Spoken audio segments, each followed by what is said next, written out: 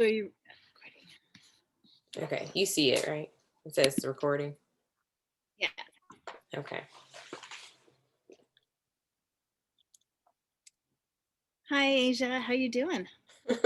Hey, Margaret, I'm doing well. And you? I'm doing pretty well. Um, I am really happy that you're joining me in this conversation. And I guess just to let everybody know, I'm Margaret Benson Thompson, and I'm a licensed marriage and family therapist. I work in Oakland, California, and I work with just a variety of people, mostly queer, mostly people of color, and most of those people of color are Black. And but I also work with couples and families. And Tiasha Bankhead asked if I would be open to coming up with a presentation that would be about helping queer youth. And so I'm really glad to ask you, Asia Hill, to join me in this conversation. Um, and our topic is mindful self-disclosure, connecting with queer youth across generations. So will you introduce yourself, Asia? Of course. Yeah, thank you so much, Margaret, for inviting me into this conversation. My name is Asia. I'm a psychologist. I also, like Margaret, work mostly with Black folks, with queer folks, with people at those intersections, Black, queer, trans, non-binary folks, mostly adults. I also work with some queer youth or just youth in general.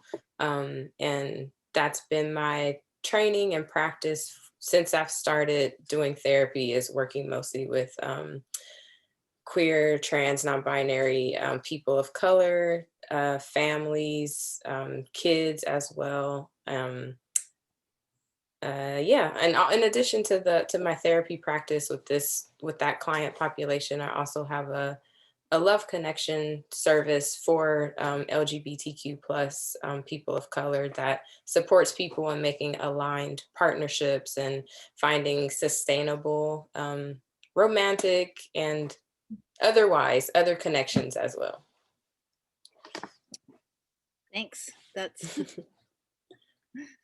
great. Um, so we had a couple, I mean, I have some questions, you have some questions. We've been having some talks about this, and um,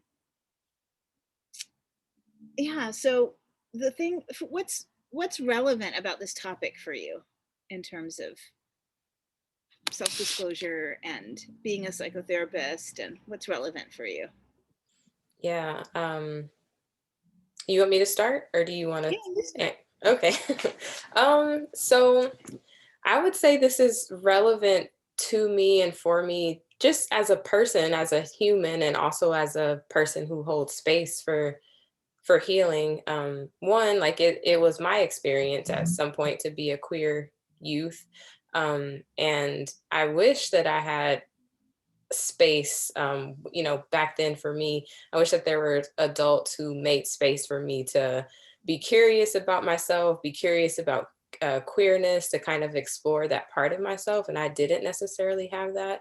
And I've experienced in my therapy practice just how useful and generative it can be to be honest with young people about myself or about my like openness around different aspects of identity, and just how it can create and facilitate like safety and really like open up space for people to explore who they are and live more fully into who they are. So I just think it's disclosure. What we're talking about is, disclosing.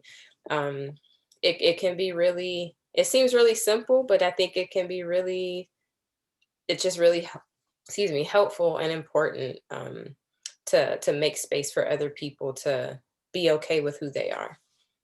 Mhm. What about you?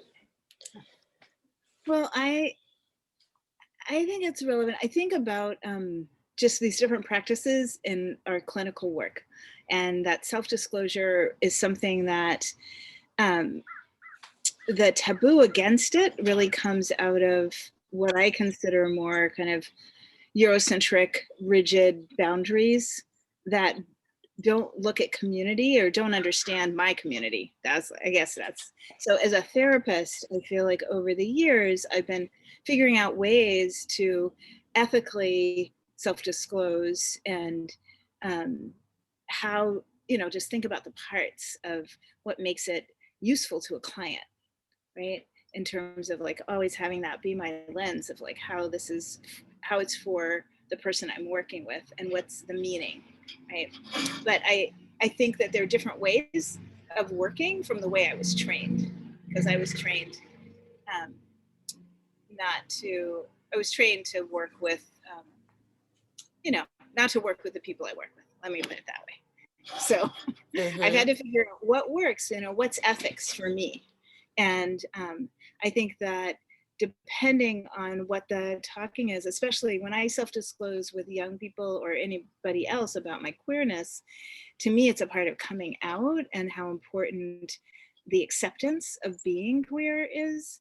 And so I see it as facilitating a sense of belonging and facilitating a sense of community. Um, but that's not the only thing that people self-disclose. Like, so when I'm thinking about it in a big way, it's not just about the, you know, being similar to, because there are people I work with that aren't queer, and there are ways that I use self-disclosure with them, to support their healing, right? Mhm. Yeah, I feel like you made several important points, in what you're just talking about. I really heard when you said like how it can facilitate belonging, and just the acceptance of being queer or just any part of your identity. And was thinking too about how it can also really help to reduce like feelings of shame or um I mean, I guess not belonging, like people can accept themselves and not feel othered or not feel like they have to hide. They can kind of just come into whatever it is that they're coming into. And I feel like you're like making space for us to talk about like the reasons why we self-disclose, the ways that it can be helpful, how we can be thoughtful about when and why we choose to make disclosures, and yeah. Yeah. So I don't like. There's some things um, that I was thinking about in terms of, you talked a little bit about why this is important, um, and then what the role is, and I guess the other things, the sense of creating an affirming space, and then the sense of safety, like that sense of belonging. And um, so I think some of the things that might be helpful for therapists is thinking about the hows of self-disclosure, like what goes in our thinking. So Hmm. do you want to start, or you want me to throw out some questions, or? um well, I mean, I'm just looking at my notes right here, and I think one of the questions that we had kind of sat with together is who does it serve? Like, who's it serving when we choose to self disclose? And that feels like one of the big kind of like main questions to ask, because we, always want to be centering the person who we're holding space for, and be mindful and careful around like how when we choose to disclose, is it supportive of them? Also, when we choose to not disclose, like who is that Mhm. supporting as well? So sometimes we make those choices to keep parts of ourselves hidden. And when that happens, like also asking ourselves that question, like who benefits from that? And Mhm. yeah, but yeah, Yeah, what are sorry. no, no, you bring up something. I think we are in, because we're in constant, I believe as therapists, or I hope like that we're in kind of constant conscientious curiosity with ourselves Mm, and why we do what we do, why we say what we say, what's happening in the moment, how we hold the frame of the work and hold the person that we're with. working with, that has me think about motivation, like what's the motivation? And Mhm.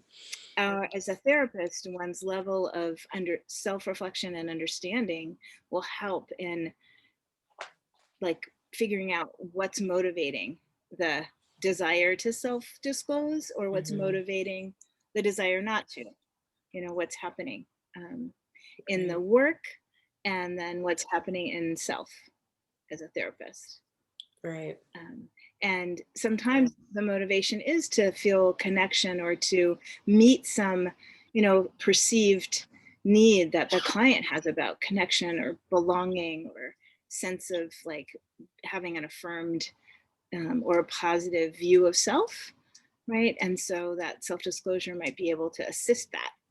um, and yeah, so the motivation, Mhm. and what pulls for connection, what inside of us, what's our countertransference, or our own issues that are pulling for feeling connected to our client. Like sometimes if we're feeling stuck, we might want to self-disclose as a way to get out of whatever the stuckness is that happens Mm. in the session. um, Mhm. but that's not necessarily the best thing to do, but it might be, right? So being able to assess those things. Mhm.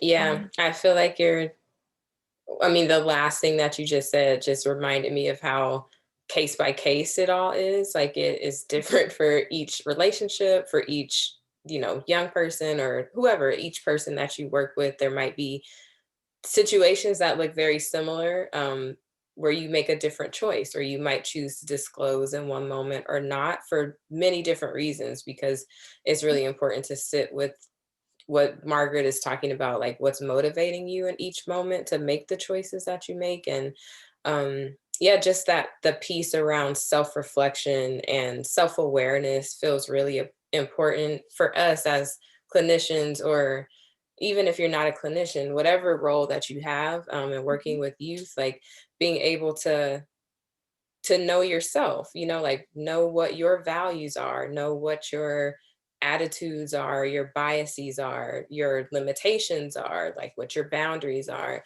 Just having some clarity around like how you're showing up to these spaces, with queer youth, so that like how you're able to meet them and know what's yours and what's theirs, and how those things are meeting with each other. So yeah, like Margaret and I are both therapists, and we both meditate with each other. We're a part of a group that has a meditation practice, and I know personally I've found it invaluable to my work as a therapist as well, just to have a practice of like silence and stillness and self-reflection, that has made a huge difference in how I'm able to show up and hold space for other people. Mhm. Well, you're saying that there are a couple different things I'm thinking about too. Is that let's see, but one, like that holding stillness and being able to be having quiet, um, makes it more possible to see what arises, right, and to understand whatever feelings might arise in us as a therapist, or in yourself as a therapist, and what's motivating you, right? So being able to be in that space and track oneself, right, is really helpful. Um, and I was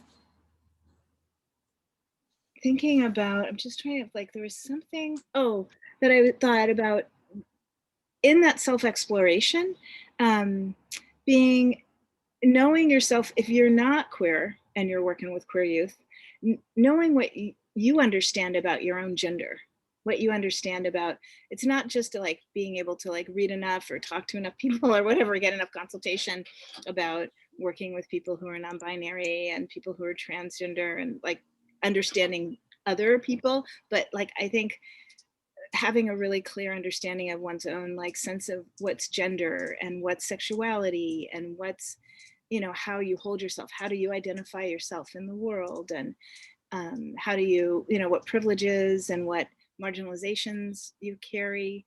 um, it's really, those things are, I think, particularly helpful in being able to meet queer youth. And Yeah. the other thing about youth, because I mean, we're talking about talking across generations. What I find is, you know, even that even as I'm aging, young people still talk to me, and um, and it's I think because I'm just straight up with them. I'm just like real, and I don't. I just I don't go through life pretending anyway, so I don't do that. And it's really important, I think, for young people. They, I think everybody appreciates authenticity, but you know, particularly Black folks, sometimes our masks are very well created and placed, and it's harder sometimes for us to take that stuff down.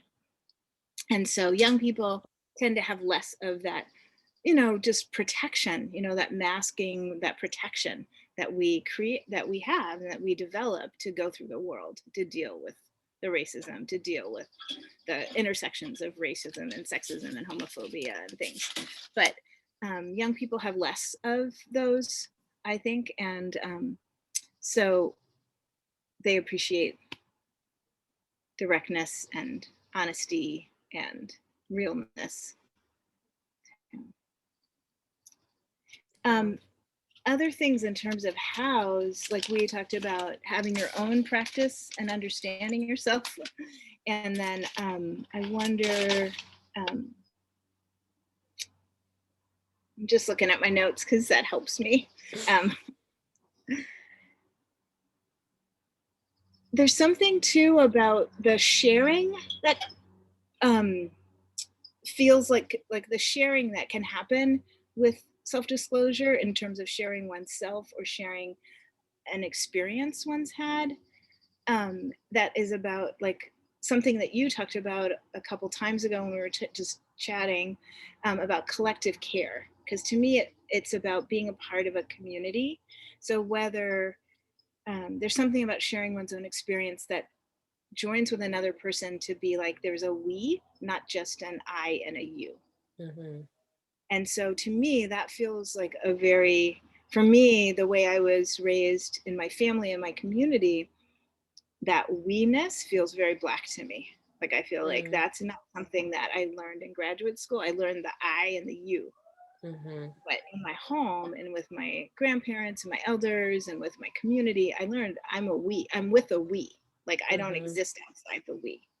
And so I think that one of the positive aspects of self-disclosure and sharing oneself is like that we. And I guess that is another way of looking at the belonging. Yeah, definitely.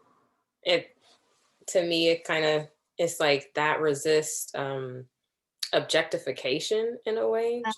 And Uh-huh. it's like, yeah, we you can belong to a group and also like you belong just in humanity, like I feel Mhm. like it helps it can help somebody like feel like they fit in with a certain group of people, but also like with just the larger experience of being alive, to hear somebody else say like this is how I'm embodied and I live and it's okay, and like I've survived and I'm doing well and like you can too, like it maybe gives Mhm. some permission, like some modeling. Mhm. Yeah. Yeah. I feel like we talked about a lot of different Yeah. things in a short amount of time. Well, one of the things I think that you were talking about meditation and sitting with stillness, but there's also like meditation is also a body practice, and I'm thinking Mm, about what it means to help people be in their bodies.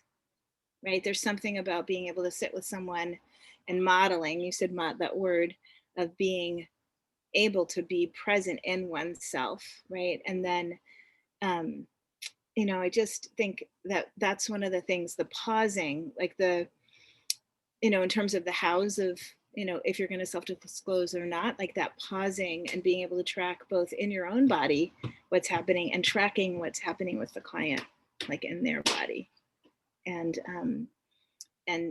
being able to use that pause, um, to pay attention, Hmm. right? Yeah. I have a I have like a clinical example that's coming up in my mind right now. Uh-huh. We're like way over the time, so we'll probably have to do it again. But I'm just gonna share the example since we're in the Great. flow. Um, but I had this client, this young person, teenager, who was just often bringing up queer topics in session, mostly in a pretty like homophobic, transphobic way.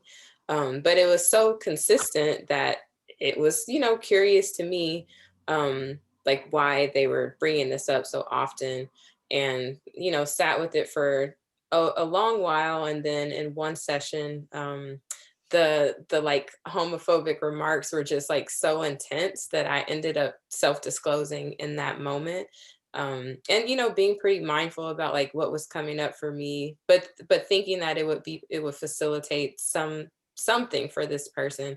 So I shared that I was queer, and this kid got really I triggered, for lack of a better word, and ended up like running away, like running out of the session. And that just came to mind because I was thinking about, as you were talking, Margaret, like with just, that silence and stillness and being able to like notice what's coming up for yourself. Just thinking about like sometimes the reaction that you get from a client is not what you want or expect. And that was not what I expected in the moment. And I really had to be with like what that felt like for this kid to run away from me after this disclosure. And the work that it took after that disclosure to kind of repair and like have them be able to return back to therapy in a way that felt safe enough. But so many things, but I'm just wanting to presence like the unexpected. Like sometimes things unexpectedly happen in these situations of self-disclosure or any intervention, and that it requires, again, like a lot of presence and your own, like just like knowing yourself and self-acceptance to be able to kind of like move through what could Mhm. happen. Mhm. Yeah, and yeah, thanks for sharing that. I mean, that is, yeah, really open and vulnerable of you to share that, that happened. And yeah, it is something that you just don't know what people are going to do. Right. That's one of the things I love about the work is like I never know, like from week to week. I don't know what's going to happen. Hmm. So I appreciate that. Um, for me, it keeps my job spicy. But Spice it but up. if we should think about closing, and I just want to say, I just have a lot of gratitude about being able to do this with you together, and I just appreciate your mindfulness and your care and your willingness to share a clinical example, and just yeah, I really appreciate you, and I'm Mhm. Thank you, yeah. Margaret. Likewise, I feel really grateful that you invited me to talk with you about this, and feel like it's a really important discussion, like I think, like you brought up earlier, just about how we're trained very differently. We're trained to be very boundaried and a blank slate and not share much about yourself as a therapist. And it's a very Western Eurocentric way of being. And I think we're trying to go back to different ways where we can be more communal and more connected, and be in the space with each other with more shared experience when it benefits the person who we're supporting. Mhm. Yeah, yeah, I hope this is helpful for folks. Yeah, Yeah. Thank take you. care. Restorative justice, what is it called? Restorative justice for open youth. Yes, thank you, Arjoy. Okay, I'm gonna pause.